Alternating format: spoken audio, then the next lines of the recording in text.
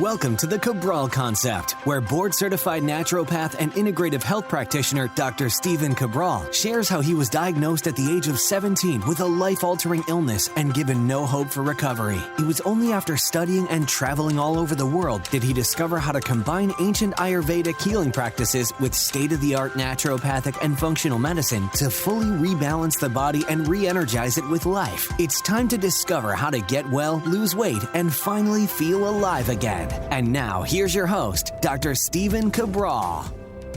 Hi, everyone. Welcome back to the show. Great to have you here today on this Total Wellness Tuesday episode, where we are going to be dissecting the 5 science-backed reasons why you may not want to skip breakfast, why that skipping of breakfast could actually be detrimental to your body. So I think it's really important that although there's a lot of research around intermittent fasting, that we have to decide if it's right for us. And that we're always playing devil's advocate to see if there's another side to the research, if there's another side to our physiology where that this might be something that's good in the short term, but maybe not in the long term. And I hope by the end of today's show, you at least have a different perspective, a new way of looking at things that also might be helpful for your overall health, your body transformation, your anti-aging. So just to start the show, I do want to say that I do sometimes skip breakfast myself, and that I do believe in a longer intermittent fast during certain periods of the week or month or quarter. And we're going to talk about all of that here today. So I just want you to know up front, I'm a big believer in intermittent fasting. I believe it's probably when combined with functional medicine detoxification, when those two things are combined, which they should be, I believe it's the closest thing right now we have towards the fountain of youth. I really do believe that because your body's own production of stem cells and autophagy and all these great things happening.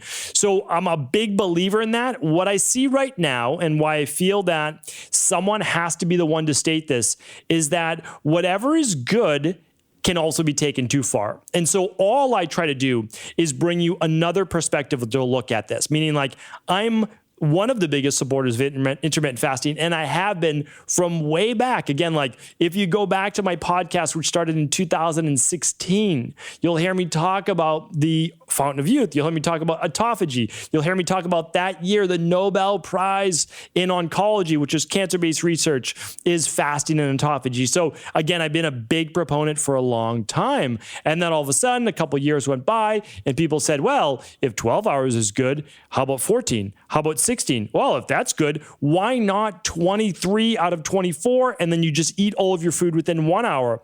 And now I've shown you research on many previous podcasts, and I have a whole category now just on intermittent fasting, which we will link up today. So all show notes today will be at stephencabral.com/1880. stephencabral.com/1880. 1880, and previous podcasts on intermittent fasting will be there as well, because intermittent fasting is a broad subject and I can't give you everything all in one show. So today is not about the good or the bad or how long it should be or how long it shouldn't be. I've answered those questions before, all based on science as well as Ayurvedic-based wisdom.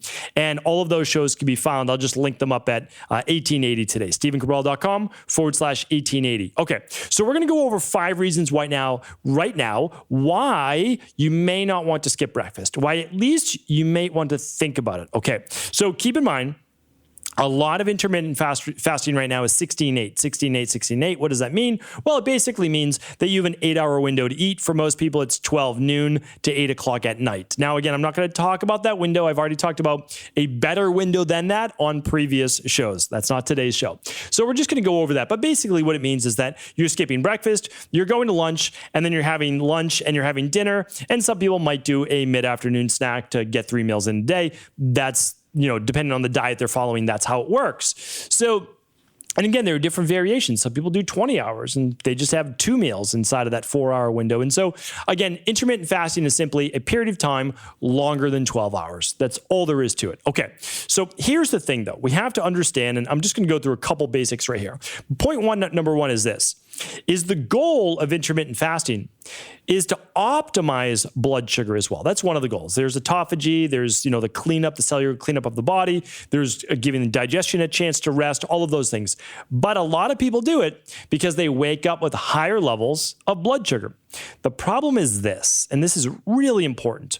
Some people also tend towards hypoglycemia, especially more of the ectomorph or Vata body type or athletes. So you have to be careful because overnight you're using up a lot of those glycogen-based stores and your body is tapping into body fat overnight and it's using some glucose. Your body's never typically 100% of one, well, it's never 100% of one and zero of the other, meaning burning body fat or burning blood sugar. So glucose being broken down from glycogen or simply glucose from your previous meal that was digested within the last few hours.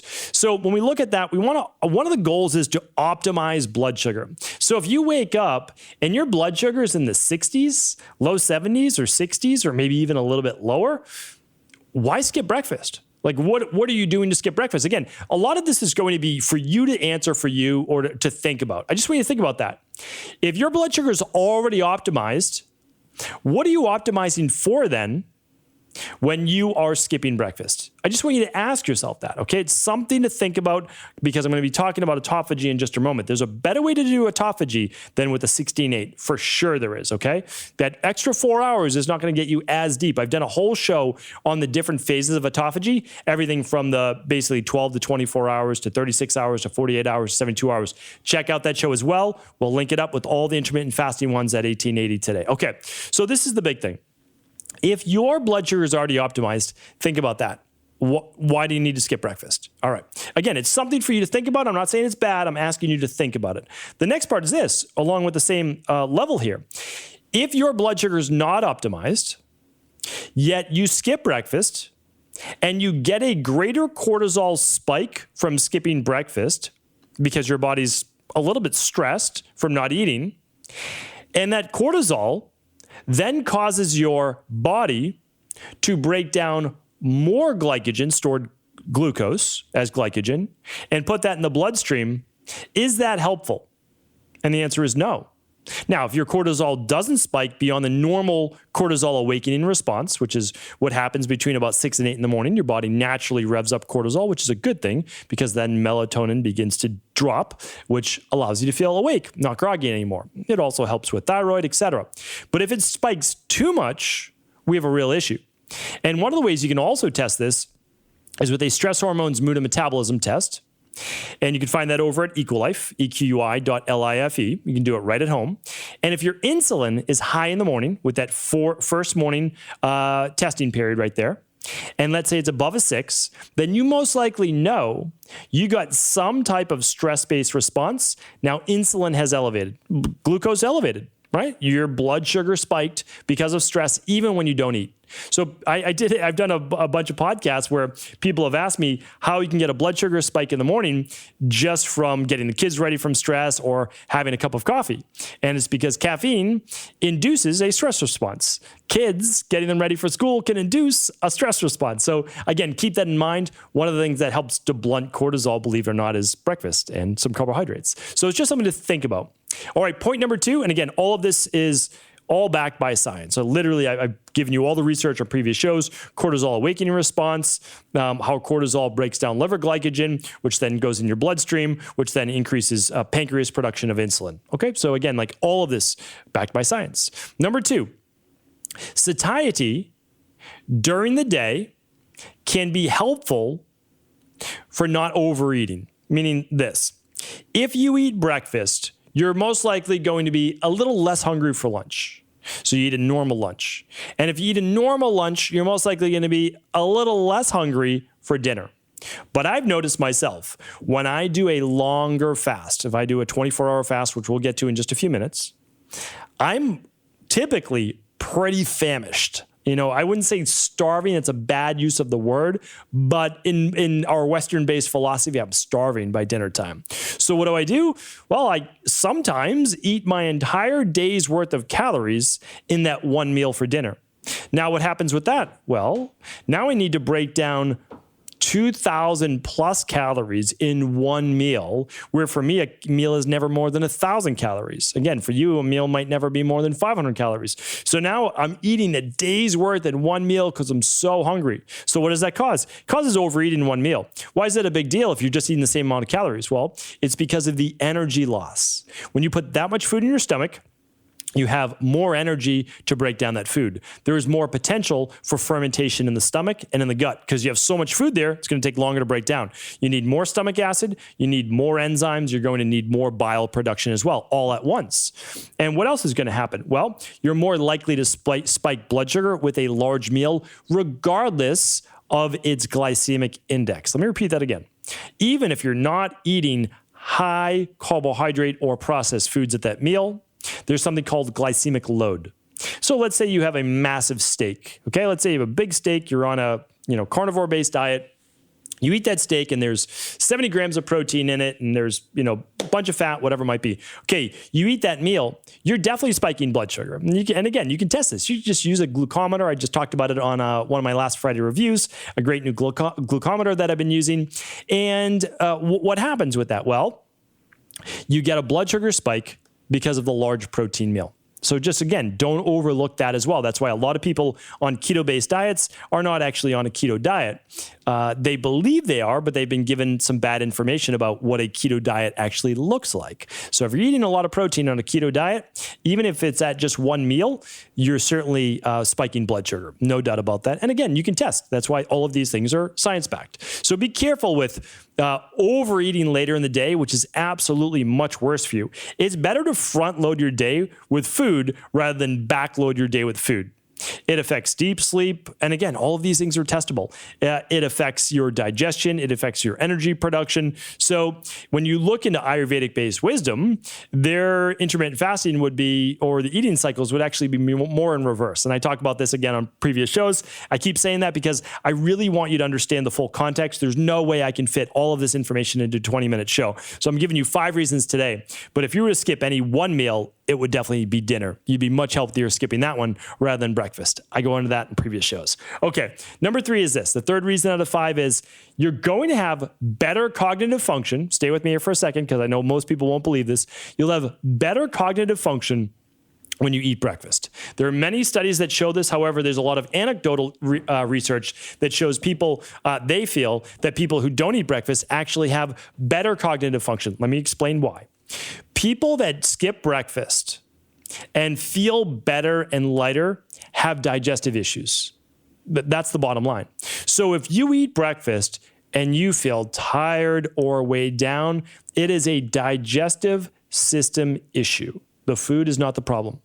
If you get tired after you eat, let me repeat this, you have a digestive system imbalance. And that can be fixed. But it's also a good symptom for you to have saying, I should be able to have food and not feel like I'm going to fall asleep afterwards, right? You shouldn't have to fast. Remember, if you fast, the reason why you might feel better is because you're doing what? You're spiking norepinephrine. You're spiking stress hormones. You're going to be more alert. But at what? Well, at the expense potentially down the road of continuing to stay in that sympathetic nervous system cycle. And also the muscle loss that comes along with it. I just did, again, a show just about a month ago with high-level research studies. I know a lot of people didn't like the studies, but the research studies showed that 16-8 fasting often results in muscle loss for many people, except if you do one particular thing, which, again, we talked about. All right, so that's an important one. Remember, the brain runs off of, ideally, glucose. And again, when I say this, I don't mean eat processed food. I don't mean that at all. And I don't mean spike blood sugar. I mean normal levels of homeostasis. Blood sugar between around 75 and 90 would be ideal for me. That's ideal for anybody. So when we look at that, good. All the systems of the body have enough glucose, and the body's going to tap into body fat. Let's not get it twisted at all. I know like a lot of people say you need to be low blood sugar in order to burn body fat. You don't at all. What you need to do is be in an aerobic state. Okay, so not sympathetic nervous system dominant, not anaerobic based, and you're going to tap into body fat throughout the day. So that's the state that you need to be in, more parasympathetic. And again, exercise training is completely different. There's nothing wrong with being in an anaerobic state while training, but we just have to understand you're not going to be burning ketones, breaking down ketones, and fat as your primary fuel when you're doing sprints that last 30 seconds. That's just not going to be the case, right? It's simply not how our physiology works.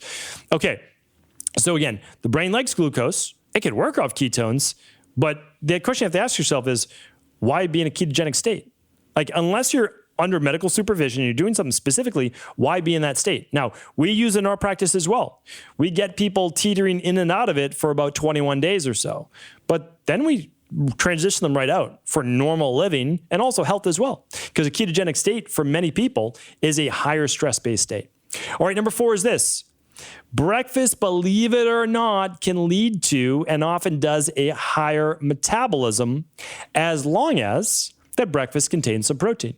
So we know that protein is a high thermogenic food. We also know that it boosts metabolism. We know that being satiated and keeping blood sugar levels balanced, which protein helps to do, allows you to tap into more body fat. Conversely, if you drop into low blood sugar or you're in a sympathetic nervous system state, that cortisol awakening response gets exacerbated by a drop in blood sugar or stress, you're going to do what? Well, your body's going to end up breaking down more glycogen to turn into glucose for the bloodstream. And then what's going to happen if you don't use it, because if you're not really doing exercise, you don't need to burn up that sugar, well, it's going to end up what? Turning more to body fat or staying as free circulating glucose in your bloodstream, leading to potentially type 2 diabetes, or at least an inability to tap into as much body fat. So really, really important. A good breakfast can help blunt that sympathetic nervous system fight or flight based state. Helps with the HPA axis for those adrenals. And that's why if you have adrenal based issues, you have to be really careful skipping breakfast. Really, if you have adrenal based issues, most people are going to need to eat about an hour maximum within waking. All right, number 5, the last one is this. Eating breakfast can improve mood and neurotransmitters. So think about it this way. If your body, and it's already built in, right? If your body is in a stressed-based state, remember, taking away food, being hungry, and not eating is stressful for your body. Take your mind out of the equation. It's stressful for your body. Your body's saying, where's the fuel? You're asking us to go to work. You're asking us to give presentations. You're asking us to get the kids ready. You're asking us to sit in traffic and be stressed, like whatever it is. And it's saying, well, okay, I'll do that, but where's the fuel, right? I just went 12 hours without eating. You stopped eating at, let's say, 7 o'clock the night before. It's 8 in the morning now. It's been 13 hours. Where's my food? Right? That's what it's saying. And so what does it do? Well, it gets you into more of a what? Stress-based state so that you can get tunnel vision focus on what? Finding your food if it was many thousands of years ago. Now, you know, your food's it's at arm's length, right? It's literally an arm's length away for most time where your food is. So your body is saying, well, let's do this. Let's increase norepinephrine, one of our first stress hormones. Okay, it's a neurotransmitter. And let's increase dopamine. And you might say, okay, well, those are good things because what? You feel more alert. You do. But at the expense then of what? Remember, everything in your body is positive and negative, positive, negative. It's like a seesaw. It balances out. All right, so if you're spiking norepinephrine, you're spiking dopamine. Let's just talk about those for a minute for neuros. What happens? Well, your body then is going to say, well, let's try to calm these excitatory ones down somehow with what? Well, yeah, it'd be nice with meditation. That would be great. But what does it do?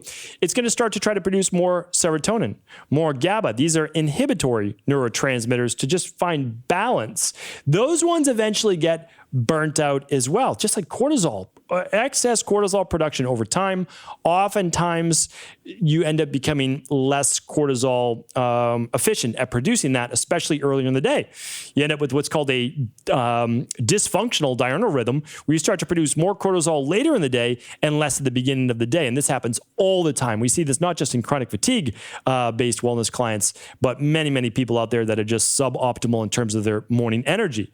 And again, if you don't have morning morning energy, there is some type of thyroid, adrenal, hormone-based issue. It can be figured out on that stress hormones, mood, and metabolism. And if fasting makes you feel better, then you also want to look at a digestive aspect of that, because again, you're getting the energy, but it's artificial. So if you get more energy in the morning by not eating, think about it. Where's that energy coming from? You have to ask yourself that question. Where's your energy coming from? Maybe your caffeine in your coffee or your tea, or if you don't have any of those things, well, where's it coming from?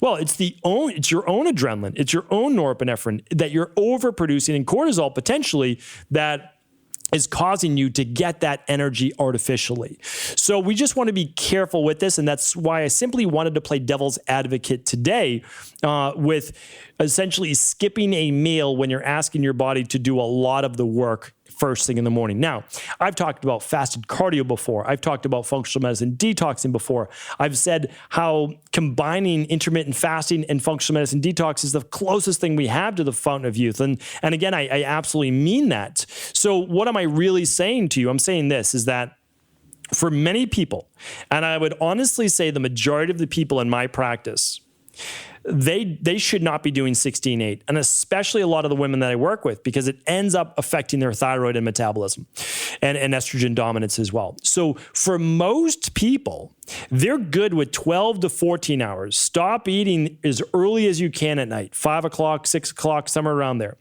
And then go 12 to 14 hours. And it's not difficult to do because they're relaxed hours. Before bed is typically more relaxed, which means good, less sympathetic nervous system dominance, less reliance on glucose, more tapping into body fat. Okay, then you're in bed hopefully for 8 hours, at least 7.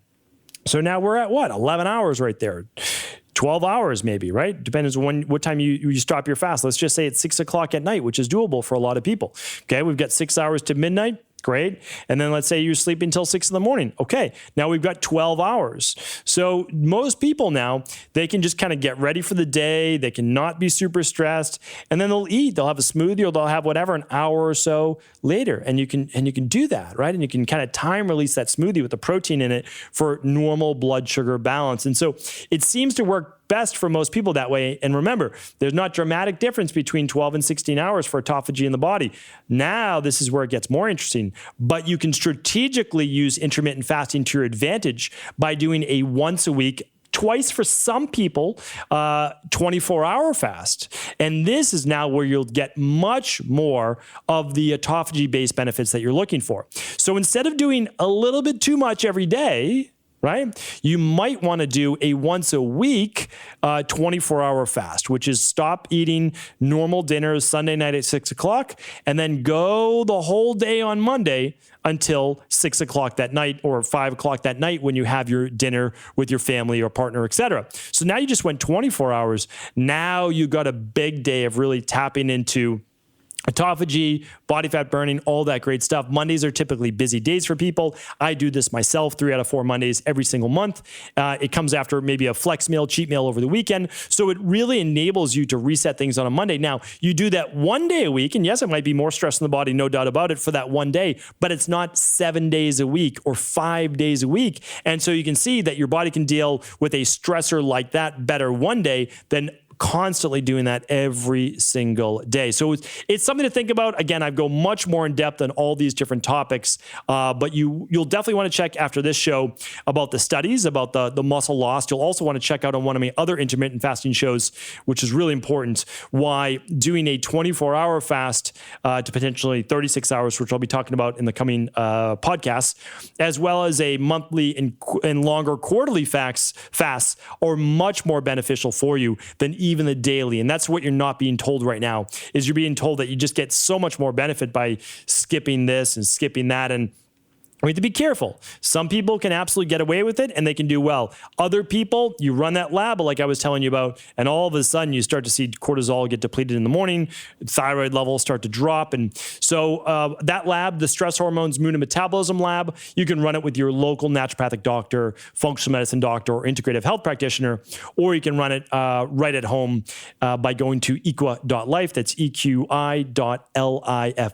And you can have that lab shipped right to you and actually get a consultation along with it. But again, the choice is always yours. I just want you to know that all of this is backed up by science, and you can actually prove it to yourself. Like maybe you're doing great. And if you are, then fantastic. I'd love to hear that. And now you validate it with that lab testing. So once again, thank you so much for allowing me to play devil's advocate and share the other side of the equation, because you know that I do love intermittent fasting. But I always want to give you more to think about as you continue to increase your health-based knowledge. So feel free to share the show with anyone you believe it could serve. Take care, everyone, and I'll talk with you tomorrow. Before you go, I have to share with you a brand new debut, something that I've been working on for the last 8 months. You know that it takes a lot of work to create new formulations and new products because of our high commitment to excellence in the industry. Simply put, we want to make sure that we third-party test all of our ingredients, and they're always bringing you the very best of the best. This is no different, and this has been something that has been requested for quite some time, and that is there something that my kids and I can eat that is a guilt-free, healthy treat? So with that in mind, we literally went and created a dark chocolate superfood bar. So with this, you are not only getting all of the benefits of dark chocolate, of organic dark chocolate, of course, but you're also getting these superfood benefits. That means all of the bioflavonoids or the flavanols from raspberry, cherry, and apple. And if I had to give you a specific flavor, it tastes like a cherry raspberry chocolate bar. It is absolutely delicious. I have been tasting these along with my wife for about the last 6 months since they've been in production. We've been trying out different flavor batches, and I can tell you this, they are absolutely delicious. And one of the best parts is that they are a guilt-free treat. These are all organic, and one of the great things about it is that they are tested for pesticides, they are tested for molds, they are tested for other issues that a lot of other bars might contain. We make sure that all of our bars are third-party tested for that. The other nice thing is that they are only 90 calories. So instead of giving you a big chocolate bar, which we all know can be taken down in one sitting, we wanted to prepackage these. So these are just the perfect amount for a guilt-free treat. Whether you're enjoying it after a workout or whether you're enjoying it after dinner, it's 90 calories. And when we look at that, we can say, if you were even just to split that, if you chose to too, with a partner, you know, your spouse, whoever you're enjoying a dinner with, you're taking it down to 45 calories. So in my opinion, this is one of the best ways, really one of the best ways to enjoy your dark chocolate mixed with superfoods and feel good about it. So check it out right now over at equi.life. That's EQUI.LIFE. I'm super excited about this. For one, my wife loves them, and I love to be able to create products that my wife will use as well. My kids love them, of course, because they're chocolate. And of course, I enjoy them just the same. Now, I always, whenever possible, it's not always possible, but whenever possible, I love to be able to get these to you free. And that's exactly what we're doing. Limited time offer and limited number of boxes. We are literally giving these away, a free box over $149. So any qualifying purchase over at equi.life, over $149, we're actually going to ship you a full box free. So head on over, enjoy these new dark chocolate superfood bars, all organic, of course, and tested for mold as well as pesticides. Head on over to equi.life to get your free box while supplies last.